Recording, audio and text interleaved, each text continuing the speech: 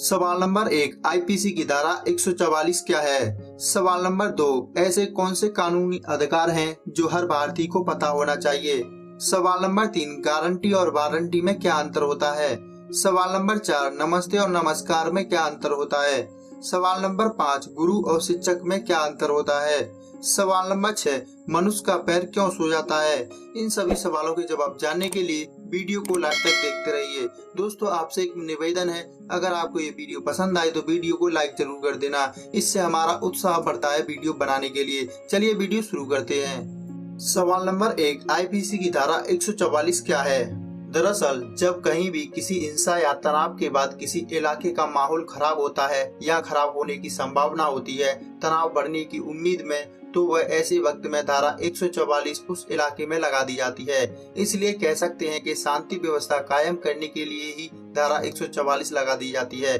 धारा 144 लगाने के लिए मजिस्ट्रेट यानी जो जिला अधिकारी द्वारा एक नोटिफिकेशन जारी किया जाता है। इसके बाद पूरे इलाके में धारा 144 का ऐलान कर दिया जाता है। यह कुछ विशेष परिस्थितियों में लगाई जाती है, जैसे दंगा, लूट, हिंसा, मारपीट आदि को रोकने के लिए लागू किया जाता है। और जिस जगह भी धारा 144 लगाई जाती है वहां पर 4 या उससे ज्यादा लोग इकट्ठे नहीं हो सकते। इस धारा को लागू किए जाने के बाद उस स्थान पर हथियारों को ले जाने की भी रोक लगा दी जाती है। धारा 144 लागू होने के बाद उस इलाके में नागरिकों की सुरक्षा के लिए लोगों को घर से बाहर समूह बनाकर घूमने पर प्रतिबंध होता है। यही नहीं, यातायात को भी कुछ समय के लिए बंद कर दिया जाता है और उस इलाके में इंटरनेट सेवाएं आदि को भी कुछ समय के लिए बंद कर दिया जाता है। धारा 144 2 महीने से ज्यादा समय तक नहीं लगाया जा सकता। अगर राज्य सरकार को ऐसा लगता है कि इंसान जीवन को खतरा या फिर किसी दंगे को टालने के लिए इसकी जरूरत है तो इसकी अवधि को बढ़ाया जा सकता है। लेकिन इस स्थिति में भी धारा 144 लगने की शुरुआती तारीख से 6 महीने से ज्यादा समय तक इसे नहीं लगाया जा सकता। धारा 144 के उल्लंघन पर पुलिस द्वारा अगर कोई व्यक्ति धारा 144 का पालन न करे तो उस व्यक्ति की गिरफ्तारी धारा 107 आईपीसी या फिर धारा 151 आईपीसी के तहत की जा सकेगी और 1 साल से 3 साल तक जुर्माने से भी दंडित किया जा सकता है। वैसे यह एक जमानती अपराध है और उसमें जमानत हो जाती है। सवाल नंबर 2, ऐसे कौन से कानूनी अधिकार हैं जो हर भारतीय को पता होना चाहिए? हमारे देश में कानूनन कुछ ऐसी हकीकतें हैं जिसकी जानकारी हमारे पास नहीं होने के कारण हम अपने अधिकार से महरूम रह जाते हैं। तो चलिए ऐसे ही कुछ 5 कानूनी अधिकारों के बारे में जानकारी आपको देते हैं जो जीवन में कभी भी उपयोगी हो सकते हैं। नंबर 1, शाम के वक्त महिला की गिरफ्तारी नहीं हो सकती। Code of criminal procedure section 46 के तहत शाम 6 बजे के बाद और सुबह 6 बजे के पहले भारतीय पुलिस किसी भी महिला को गिरफ्तार नहीं कर सकती, फिर चाहे गुनाह कितना भी संगीन क्यों ना हो। अगर पुलिस ऐसा करते हुए पाई जाती है तो गिरफ्तार करने वाले पुलिस अधिकारी के खिलाफ शिकायत दर्ज की जा सकती है। इससे उस पुलिस अधिकारी की नौकरी खतरे में आ सकती है। नंबर 2, सिलेंडर फटने से जान माल के नुकसान पर 40 लाख रुपए तक का बीमा कवर क्लेम कर सकते हैं। पब्लिक लायबिलिटी पॉलिसी के तहत अगर किसी कारण आपके घर में सिलेंडर फट जाता है और आपको जान माल का नुकसान झेलना पड़ता है तो आप तुरंत गैस कंपनी से बीमा कवर क्लेम कर सकते हैं। आपको बता दें कि गैस कंपनी से 40 लाख रुपए तक का बीमा क्लेम कराया जा सकता है। अगर कंपनी आपका क्लेम देने से मना करती है या टालती है तो इसकी शिकायत की जा सकती है। दोषी पाए जाने पर गैस कंपनी का लाइसेंस रद्द हो सकता है।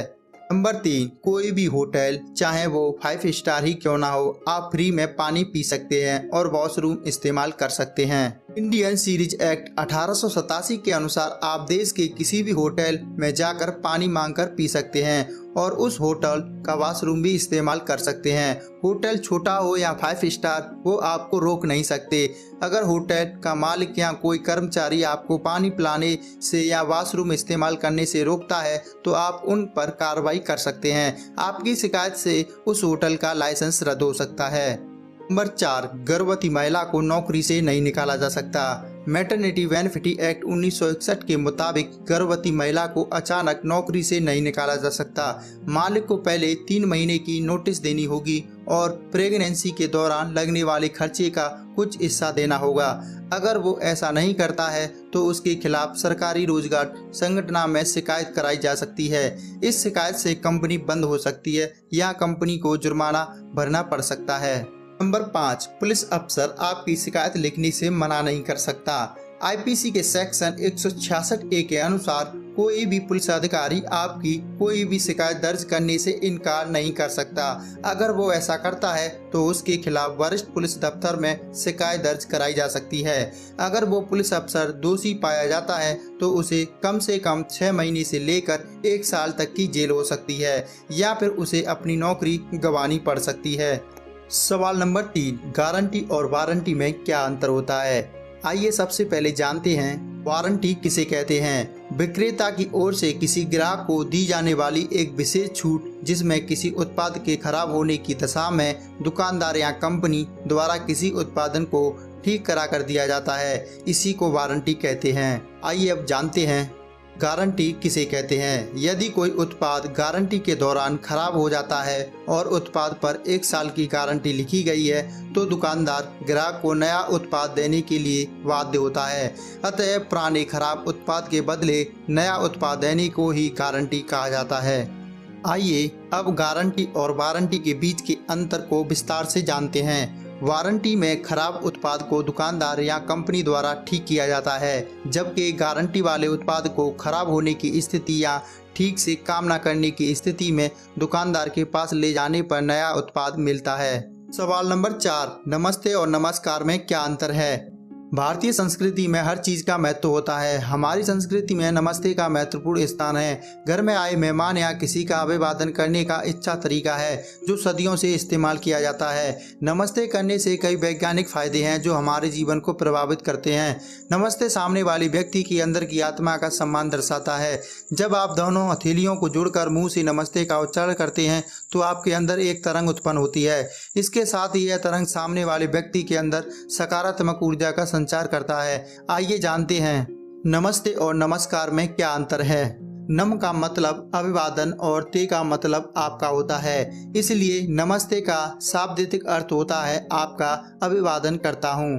दूसरी तरफ नमस्कार का भी एक सांकेतिक मतलब होता है। नमस्कार का शाब्दिक अर्थ अभिवादक स्वीकार करना होता है। नम स्वीकार यानी आपका अभिनंदन स्वीकार करता हूँ। नमस्कार हमेशा नमस्ते के जवाब में बोला जाता है। सवाल नंबर 5, गुरु और शिक्षक में क्या अंतर है? गुरु और शिक्षक सुनने में एक समान लगते हैं किंतु दोनों में बहुत अंतर है। शिक्षक हमारे बौद्धिक विकास की जिम्मेदारी लेता है, गुरु हमको आत्म रूप से जिम्मेदार बनाता है। शिक्षक आपको ऐसी चीजें देता है जो आपके पास नहीं होती हैं। गुरु आपके पास मौजूद चीजों को आपसे ले लेता है, जो आपके भले के लिए हो वही आपके पास रहने देता है। एक शिक्षक आपके सवालों का जवाब देता है, एक गुरु आपके जवाबों पर सवाल करता है। एक शिक्षक को शिष्य से आज्ञाकारिता और अनुशासन की आवश्यकता होती है, एक गुरु को शिष्य से विश्वास और विनम्रता की आवश्यकता होती है। शिक्षक एक मार्गदर्शक है जो आवश्यक निर्देश देकर मार्ग पर छोड़ देता है। गुरु प्रकाश स्तंभ है जो तब तक साथ नहीं छोड़ता जब तक शिष्य मंजिल पर न पहुंच जाए। एक शिक्षक आपको सफलता की राह पर भेजता है, एक गुरु आपको स्वतंत्रता की राह पर भेजता है। एक शिक्षक आपको दुनिया और उसकी प्रगति के बारे में बताता है, एक गुरु आनंद हमारा परम स्वभाव है जो हमारे भीतर ही है यह दर्शाता है। शिक्षक आपको ज्ञान देता है जिससे अहंकार बढ़ता है, एक गुरु आपका ओढ़ा हुआ ज्ञान उतार देता है और आपके अहंकार को आपका सबसे बड़ा शत्रु बताता है। एक शिक्षक आपको निर्देश देता है, एक गुरु आपका निर्माण करता है। एक शिक्षक आपके दिमाग को तेज करता है, एक गुरु तन मन से परे भी कुछ बताता है। एक शिक्षक आपके दिमाग तक पहुंचता है, एक गुरु आपकी आत्मा को छूता है। एक शिक्षक आपको समस्याओं के समाधान के बारे में निर्देश देता है, एक गुरु शिष्य को स्पष्ट दृष्टि देकर उसी से हल कराता है। शिक्षक किताबी बातों से जीवन के पाठ सिखाता है, गुरु खुद को कैसे पढ़ा जाए यह विधि बताता है। शिक्षक छात्र को शिक्षित करने की फीस लेता है, गुरु रूहानी ज्ञान मुफ्त में देता है। यदि वह उस ज्ञान के एवज में फीस लेता है तो वह गुरु नहीं है। सवाल नंबर 6, मनुष्य का पैर क्यों सो जाता है? पूरा शरीर खून की पतली नसों के माध्यम से बहते हुए खून के आधार से निरोगी रहता है, लेकिन जिन पतली नसों में खून गाढ़ा हो जाता है वो नसें काम करने में अटक जाती हैं। इसलिए पैर में भी खून बहने से अटक जाता है। उसके असर से पैर काम नहीं करता लेकिन सो जाता है।